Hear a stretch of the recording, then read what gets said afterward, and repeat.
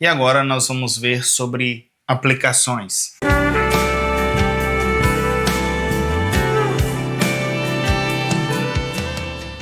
Amém! Já estamos quase chegando ao final desse bloco, dessa parte que é as principais partes de um sermão.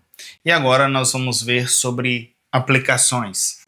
Aplicações é aquela matéria, aquele assunto, aquela ideia que alguns têm muita dificuldade, outros têm muita facilidade. Tem gente que não prega, só aplica. E tem gente que não prega, só dá estudo bíblico. E a aplicação, ela está aí. Uns só usam ela. Tudo é: Deus está te mandando fazer isso, Deus está falando isso, essa palavra é para isso. Nunca explicam o texto, nem contextualizam, só ficam aplicando. Só aplicando, tanto é que as divisões são aplicações, sempre. E por outro lado, tem aqueles que explicam e nunca aplicam. Então existe um equilíbrio, ok? E o ideal é que em cada divisão do seu sermão tenha uma aplicação. E que no final também existam aplicações. No mínimo. Mas existe um método conhecido também para quem sabe fazer. Você precisa tomar cuidado, porque corre-se o risco de você não saber fazer. Por exemplo, eu ainda tenho dificuldade, tenho medo, talvez você não vai ser organizado o suficiente, e quando você chegar no sermão, que no final do sermão você deixou tudo preparado para o final, e o final você não controlou bem o tempo, ou você se esqueceu e não teve aplicação. Então cuidado para não correr esses riscos. Na dúvida, se você está começando, toda oportunidade, aplique. Mas não toda. Tem gente que lê o texto e eu já tiro a aplicação aqui. Ele não fez a introdução, já está aplicando. Como? É uma aplicação perdida. A aplicação tem momento certo. Então temos que ter cuidado. Via de regra. Deixa eu anotar aqui, aproveitar que eu deixei um espaço vazio aqui. Olha só, na introdução, então, via de regra, você não vai fazer aplicações, ok? Mas tirando a introdução, em todos os momentos você pode aplicar. Então, você vai aplicar nos tópicos e também na conclusão. Porém, se você não aplica nos tópicos, na conclusão, é obrigatório aplicar. E aí existem as pessoas que armazenam todas aquelas aplicações para o final. Aí eles fazem uma lista de aplicações. Agora passamos para as implicações desse texto para nós. Ou passamos para as lições deste texto para nós. Ele já pregou, tem meia hora pregando, e aí ele chegou na hora das aplicações. Funciona. Quem tem o domínio de fazer, pode fazer. Se você não sabe, teste para ver se é o seu estilo. Não é o meu estilo, mas pode ser que seja o seu. Lembra que a homilética não são regras? Não é doutrina? Não é questão de pecado? Não é questão necessariamente certo ou errado? Tem coisa que é certo ou errado. Mas tem coisa que são orientações. Estou te orientando. Não estou te dizendo, tem que fazer assim. Estou te orientando da melhor maneira possível que está ao meu alcance. E que ainda não vai ser a melhor maneira, porque eu não estou na capacidade de te falar sempre a melhor maneira. Mas aplique a mensagem, seja nas divisões e no final, seja só nas divisões, ou seja só no final. Mas o ideal é que no final tenha uma aplicação mais centrada no tema, que seja mais forte. Eu poderia usar a linguagem que nós usamos aqui, mas não sei se na região de vocês usa-se essas linguagens. Em Minas, nós que somos mineiros, nós usamos a linguagem do chumbo grosso e da espingarda de chumbim. Então aqui, espingarda de chumbim é aquela que espalha vários chumbos pequenos. É tipo aquela pessoa que só fica aplicando, acerta em todo mundo. Mas ninguém sai impactado. Porque são aplicações assim desprovidas de contexto, de força. Agora, quando você reserva algo muito firme, lembra que eu falei da florzinha aqui na aula passada? Aquilo ali seria uma aplicação final com grande força para quem está desviado. Ou seja, uma aplicação preparada, trabalhada. Por mais que eu fiz ela de improviso aqui, ela ainda ficou boa. Imagine eu trabalhando ela, preparando ela para um sermão. Ficaria muito boa, porque ela vai pegar a pessoa com força. Não é aquela aplicação, ó, Deus vai fazer na sua vida também. E Deus falou por meio do profeta, Deus vai falar com você também. Ah, tá aplicando, mas é uma aplicação assim fraca, choca. Por quê? Existem preparações para a aplicação, cenário, por isso que a aplicação vem em momentos específicos. Normalmente, lembra lá quando nós dividimos o sermão, um dos modos é a sigla ECA, e a última, que é a letra, é o A, que seria explicação, contextualização e aplicação. Aplicação, a última letra, sempre aplicação. O ideal é que seja assim, tá bom? E ainda assim, ou seja, você aplica nos tópicos, dentro da ideia do tópico, e aplica no final, dentro da ideia do tema. Lembra da flor? Por isso que é ilustrar, eu espero que vocês estejam lembrando da flor, que vocês não tenham pulado lá a minha aula, tá bom? O que eu fiz naquele exemplo da flor? Cada tópico não tinha uma ideia de uma divisão, por exemplo, tinha um tópico que era proteção, e ali você vai aplicar sobre a proteção. Irmãos, nós estamos aprendendo por meio dessa palavra que nós temos proteção em Deus. Deus está te dizendo para que você fique debaixo da cobertura dele, porque ele vai gerar proteção para sua vida.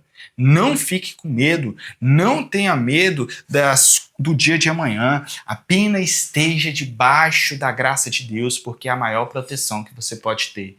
Pode descansar. Apliquei num tópico. Mas quando eu chego lá no final, eu fiz duas aplicações. Uma para você manter em vida, ter comunhão, e a outra foi com um viés diferente, que foi para o desviado, a pessoa que está num lugar de uma flor murcha, que está sem vida, está morrendo, e eu estou aplicando para ele o que ele precisa fazer para ele ter vida, para ele vir para dentro. Ou seja, é uma aplicação, por mais que teve uma aplicação focada na ideia do tópico, existe uma aplicação focada no tema geral. Mas só recapitulando, os principais pontos que eu te passei aqui, com isso aqui. Via de regra, evite aplicar na introdução, porque vai ser uma aplicação desprovida, ou pode ser que você vai desperdiçar a sua cartada, ou o seu tiro. Por que você vai atirar aqui, se você poderia preparar o alvo e atirar aqui? Ok? É sobre isso. Porque se você já disse aqui, olha, Deus protege vocês, como é que você vai ficar falando de novo? Você poderia ter segurado a informação. Não seja ansioso. Segure as aplicações para os momentos certos, adequado, ok? Aplique nos tópicos, de preferência, é o ideal. E aplique também na conclusão. Mas se você não aplicou no tópico, na conclusão é obrigatório. E lembrando que tem aquele estilo, esse modo de... Chegou na conclusão aqui, aí vem primeira aplicação... Segunda aplicação, terceira aplicação, primeira lição, segunda lição, terceira lição, aí só vocado para a aplicação. Quer um exemplo disso? Embora eu não ouço muito, mas eu já ouvi uns 2, 3 sermões dele. Como professor, ele é muito bom. Como pregador também, mas não posso falar muito, porque eu não tenho costume de ouvir. Alguns vão gostar e alguns não vão gostar porque divide muito opiniões. E também não é a minha teologia. Mas é o Augusto Nicodemos, ele usa esse estilo. Fernando, eu quero aprender que estilo é esse que você está falando, que chega no final e faz aplicação. Se não me engano, pelo menos as que eu já ouvi, pregações do Augusto Nicodemos, no final é que ele aplica. Ele explica muito bem, expõe muito bem. No final ele começa, vamos para as aplicações, ou para as implicações. E ele começa só aplicando. E são aplicações, por mais que são pulverizadas, são de peso. Por quê? Porque ele já explicou o texto, já contextualizou o texto, já esclareceu o texto e as aplicações estão dentro do texto, então ela vem com força, tá bom? Agora vamos deixar essa questão um pouco de lado, literalmente de lado, e vamos focar aqui nas formas que você tem para aplicar. Lembrando que aqui nós estamos mais objetivamente dizendo sobre aplicações diretas. Como assim aplicações diretas? O que significa que é aquela aplicação que você vai ser direto no objetivo. É a aplicação mesmo, você quer aplicar. Porque eu disse para vocês sobre implicações indiretas. Eu falei quando nós Em algum momento eu já falei sobre isso. E eu vou mencionar aqui novamente. Aplicações diretas, elas são objetivas. Olha, assim, aí aqui algumas dicas para você. Fernando, não sei aplicar. Não sei fazer aplicações. Você pode usar termos como esse aqui, olha. Assim como Deus, neste texto, está falando para que as pessoas se mantenham na obediência. Deus está te falando, te chamando nessa noite à obediência.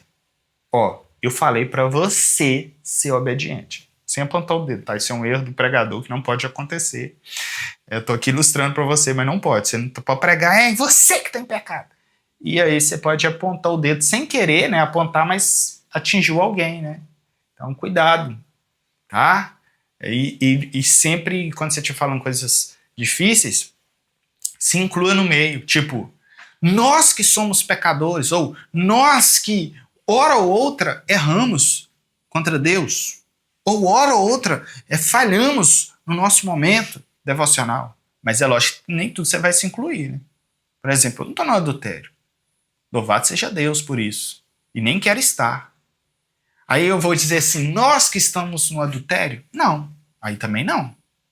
Mas coisas que nós estamos envolvidos, por exemplo, eu sou falho? Nós que somos falhos. Por exemplo, eu às vezes posso esquecer de algum mandamento de Deus. Nós que às vezes esquecemos algum mandamento, algum texto, alguma referência. Nós que às vezes falhamos na hora de pregar, tá bom? Assim como é uma excelente maneira de aplicar. Ou seja, assim como Jonas teve que se arrepender e orar a Deus, assim também eu e você, nós precisamos orar a Deus. Nós precisamos nos arrepender. Ou seja, eu estou dizendo, olha, assim como ele fez, é para você fazer. E se é para você fazer, ou se é para nós fazermos, então é uma aplicação, estou aplicando. Estou dizendo o que a palavra está dizendo que é para fazer. Do mesmo modo, é outra linguagem que vai te ajudar se você tiver dificuldade nas aplicações. Eu vou dar uma outra dica que é sobre o nome dos tópicos, que eu acho que eu já mencionei, mas eu vou mencionar de novo. Mas vamos lá. Do mesmo modo que as pessoas destinatárias dessa carta estão sendo chamadas para ter mais fé verdadeira em Deus. A palavra nessa noite está nos chamando para ter mais fé. É isso. Do mesmo modo que a viúva deu a sua oferta, que naquele momento para ela tinha grande valor, assim também, às vezes Deus vai requerer algo de nós para testar o nosso coração. Assim como Deus provou Abraão pedindo o seu filho, algo para ele era de grande valor e nem era financeiro, era valor sentimental. Deus pode nos pedir algo e só para ver, só para testar onde está o nosso coração. O mesmo que Deus falou para aquele povo naquele momento, é o mesmo que Deus está te falando agora, para que você saia da zona de conforto. Deus falou para Elias ou Eliseu? Elias, né, que estava lá na caverna. Ixi, agora embolei os nomes. Assim como Deus falou para que ele saísse daquela caverna, Deus está te falando nessa noite, saia desse esconderijo seu, saia dessa paranoia, saia desse ambiente de escuridão e venha servir, venha trabalhar. Outra coisa é afirmar sobre a palavra mesmo. Essa palavra está dizendo para mim e para você nessa noite que nós devemos orar sem cessar. Esta palavra está te chamando a ter uma vida maior de oração. E aqui, por enquanto, ela estou até em aplicações assim mais genéricas, mas são diretas. Porque você pode ter uma aplicação com mais objetivo. Olha, sabe o que Deus está querendo te dizer sobre a oração nessa noite? É para a partir de hoje você começar a dedicar um tempo específico de oração. Neste momento não está em jogo quanto tempo vai ser. Se você não tem costume, não queira ficar longos tempos, porque pode ser que você não vai conseguir manter. Comece com pouco tempo. Vamos fazer uma proposta. Você vai começar orando apenas alguns segundos pelos próximos dias. Mas nas próximas semanas você vai orar pelo menos 1 minuto. E assim o seu tempo vai aumentando. Isso é uma direção específica. Isso é uma aplicação objetiva. É como se fosse uma tarefa, um dever de casa. Mas toma cuidado, que o dever de casa ele precisa ser cuidadoso. Por exemplo, você chega para a pessoa e fala, olha, é para você a partir de hoje orar 3 horas por dia. Aí a pessoa não dá conta, ela desiste de orar e não ora horas nenhuma. Aí, ou seja, a aplicação não deu um efeito positivo, deu um efeito negativo. Esta palavra está nos chamando, por isso que é bom explicar o texto primeiro, porque você já explicou, demonstrou como que a palavra estava chamando o povo para ter mais fé, ou estava direcionando a ter uma fé verdadeira. Esta palavra está nos chamando a fazer isso, ou a agir dessa maneira, ou comportar dessa maneira, porque a própria explicação do texto já falou, e agora você só vem fixar isso, firmar essa declaração, ok? E o que eu tinha que falar para vocês é sobre aplicações indiretas. O que é aplicações indiretas? São aplicações que não estão claras. Você trabalha é o desejo, é a vontade, é a mente, de modo que a pessoa ela recebe aquela aplicação sem ser você dizendo, oh, faça isso, faça aquilo. É como se você dissesse assim, Davi era um homem que adorava a Deus. E o fato de Davi adorar a Deus, ele teve muitos benefícios na sua vida. É a adoração de Davi que fez Davi ser escolhido como rei. Se Davi não adorasse a Deus, possivelmente ele não teria recebido nada do que recebeu. Mas a adoração de Davi, o fato dele ser um verdadeiro adorador, Deus decidiu exaltar Davi. O que você está dizendo? É como se você estivesse dizendo assim, olha, você quer ser exaltado? Adore a Deus, seja um verdadeiro adorador. Você quer ser reconhecido, ser elevado de posição? Seja um verdadeiro adorador. Se Davi não fosse, ele não tinha alcançado seus objetivos. Você quer alcançar esses objetivos? Faça como Davi. Ou seja, vai criar um desejo. É como se você fosse usar essa mesma aplicação, só que direta, você iria dizer, olha, você quer ser como Davi? Você quer ter os benefícios que Davi teve? Seja um adorador, como Davi foi. Fernando, tá, mas você falou que a aplicação direta causa o desejo. A indireta, ok? Ou seja, deixa eu colocar aqui, causa desejo.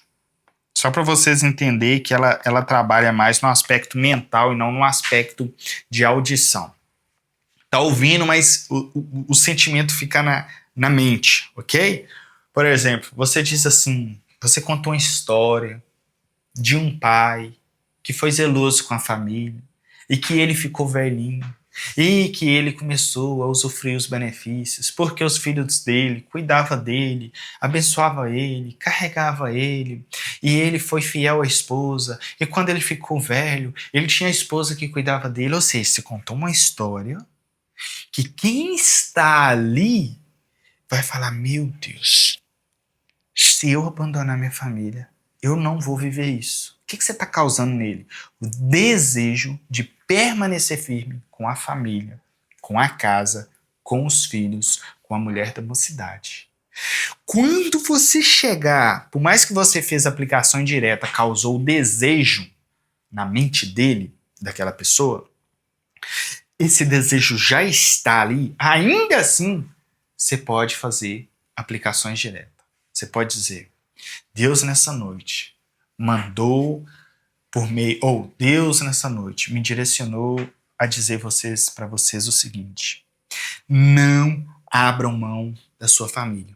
Olha só, não abra mão da sua família, faça isso. O que é isso? Ou melhor, não faça isso. Não abra mão. Ou, no positivo seria, mantenha-se firme no propósito da família. Mantenha-se firme no seu casamento. Mantenha-se firme na unidade familiar. Só que quando você fala isso, na verdade, a pessoa já tinha recebido isso. Ela já estava querendo fazer isso.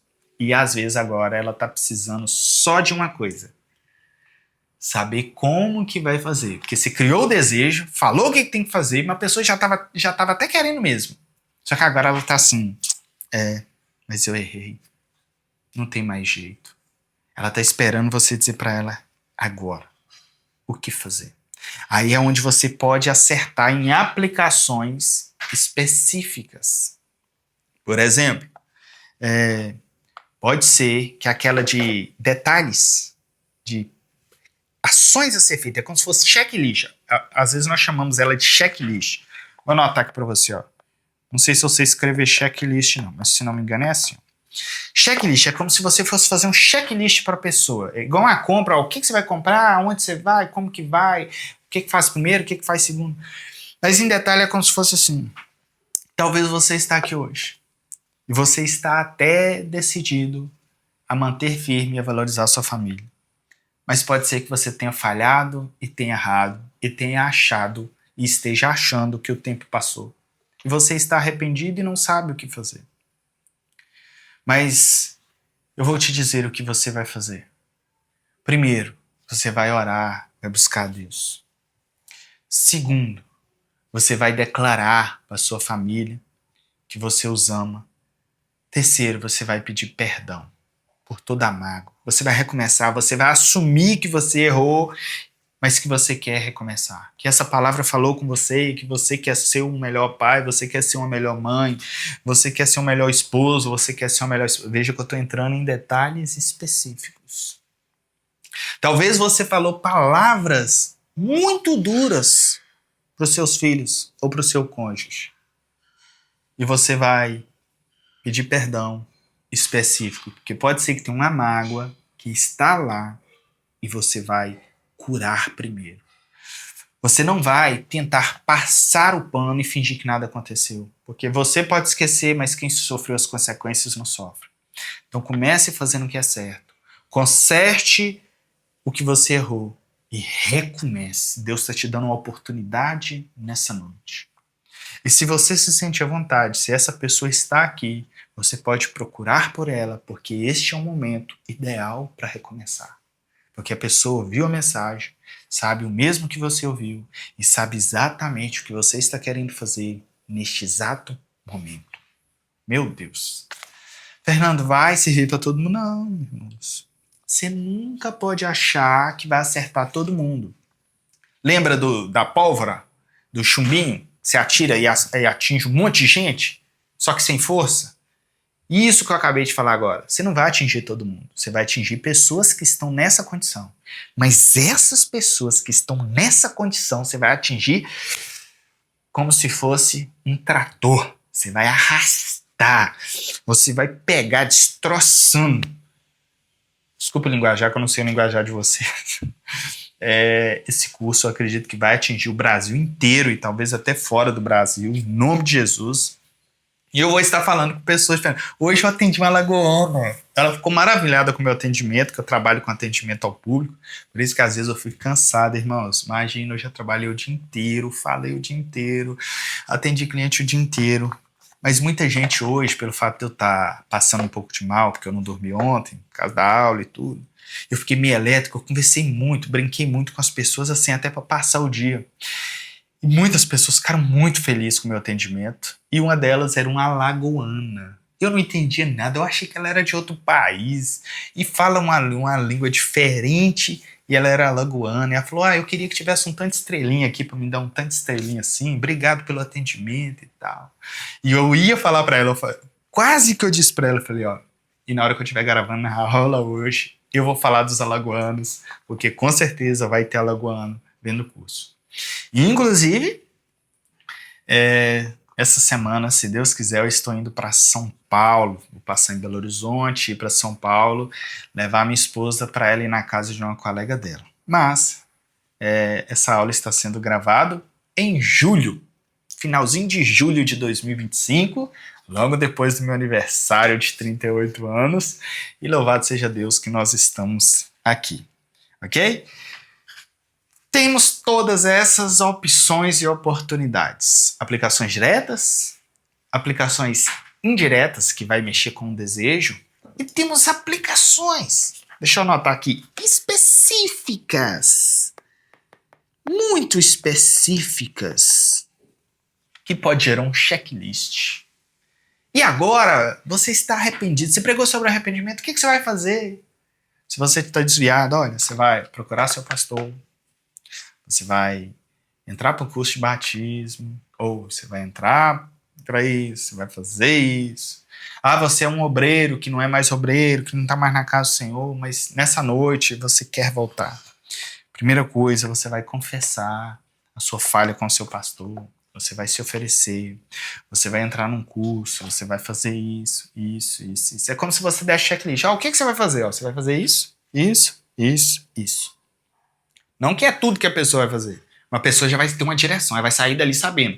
Poxa vida, eu tenho que fazer isso, eu tenho que pedir perdão, eu tenho que falar, não basta só arrepender, eu tenho que ir lá, eu tenho que falar, olha, eu estou arrependido, e eu tenho que fazer declarações novas. Eu não maltratei, agora eu vou dizer, olha, eu amo minha família, vocês têm valor, eu quero envelhecer ao lado de vocês são meu tesouro, vocês são minha herança, vocês são tudo que eu tenho, meus filhos, me perdoe por estar ausente, eu quero estar presente na vida de vocês, me ajude também, porque eu sou falho, eu quero melhorar. E é assim que vai acontecer. Amém? Estou encerrando aqui. Aplicações. Faça aplicações. Que sejam diretas, quer sejam diretas, quer sejam bem específicas. Evite fazer aplicações na introdução, porque você vai estar descartando algo que seria de grande valor, pois não é o momento ideal. Mas não termine sem aplicar. Porque se você fizer um sermão sem aplicações, não foi pregação, foi estudo bíblico. E você não está aprendendo aqui sobre estudo bíblico. Não que estudo bíblico seja um problema. Claro que não, mas não é pregação. Estudo bíblico não é homilética. Estudo bíblico é estudo, ok? E veja bem, esse curso, muitas pessoas vão fazer ele só porque estão dando aula na EBD ou estão fazendo estudo bíblico. Saiba que o estudo bíblico e a EBD pode seguir o padrão da homilética. Não esqueça disso. Talvez você não vai ficar tão focado em aplicações. Talvez você vai estar mais livre e disponível para dar informações extras. Mas se você pegar uma revista da EBD, você vai ver que ela tem um tema, um texto base, ou ela vai ser expositiva e vai destrinchar o texto em divisões, ou ela vai ser temática e vai destrinchar o tema em divisões, usando outros textos como base. Ou seja, é um sermão. Tem introdução, tem divisões, e tem conclusão, e tem aplicações. Não existe revista EBD sem aplicações. E o estudo bíblico, você pode fazer o mesmo. EBD não é um estudo bíblico? E ela não usa esse método? Você pode usar esse método. Só que algumas igrejas, o estudo bíblico, tem aqui os irmãos que manifestam, que levantam a mão, aí vai depender. Quando eu dou estudo bíblico, eu falo. E não deixo as pessoas falar nada. Eu acho que eu tenho medo ainda. Mas é verdade, estou confessando pecado. Ninguém manifesta. Tá bom? Mas eu acho que a minha ansiedade ainda é aquele alvoroço por entregar tudo que eu planejei, porque eu planejo ser 40 minutos de estudo bíblico, eu planejo 40 minutos de estudo, então se alguém me interromper e nós cortar uma direção oposta, eu não vou chegar ao final. Mas eu não estou certo nisso.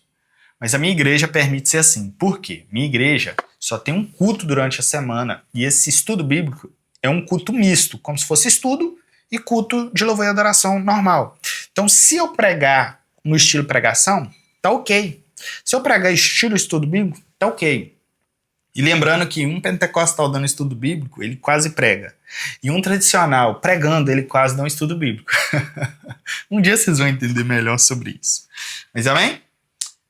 Vamos finalizar essa aula, para a glória de Deus. E louvado seja Deus por mais este momento. Próxima aula, se não me engano, nós vamos falar sobre conclusão, que praticamente a aplicação final seria quase como uma conclusão, mas eu vou trazer a aula só de conclusão. Próxima aula agora, vou gravar, se eu aguentar em sequência, sobre conclusão, porque também não podemos terminar sem concluir. Às vezes a sua conclusão vai ser uma aplicação dessas. Ótimo, mas mesmo assim eu vou ter que te falar sobre conclusões. Amém? Deus, eu te agradeço por esta oportunidade, pela tua proteção, pelo teu cuidado. Pai, se conosco, ó Deus, nos sustente, nos guarde, nos mantenha debaixo da tua poderosa mão. Pai, nos ajude, ó Deus, a fazer excelentes aplicações profundas e transformadoras e direcionadas pelo Senhor e pela tua palavra, Pai. É o que eu te peço, meu Deus, e te agradeço em nome de Jesus. Amém. Deus abençoe sua casa, seu ministério, em nome de Jesus. Você não acredita? Depois de 2 aulas eu comecei a melhorar. Eu estou gravando essas aulas passando mal, mas já estou começando a me sentir bem. E eu acho que eu vou gravar uma outra aula, se Deus quiser, porque eu vou viajar. Fique em paz.